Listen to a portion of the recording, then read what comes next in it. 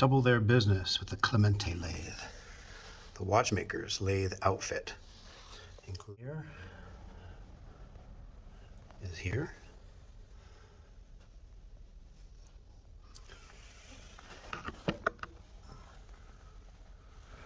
Then there's some kind of a adapter wheel here. That's that, and these are the tools to hold the angle in.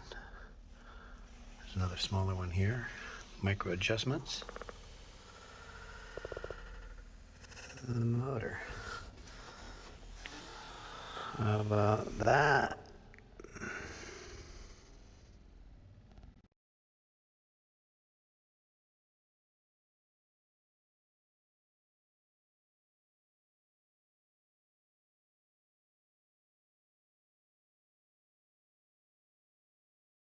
Sure, concave and convex.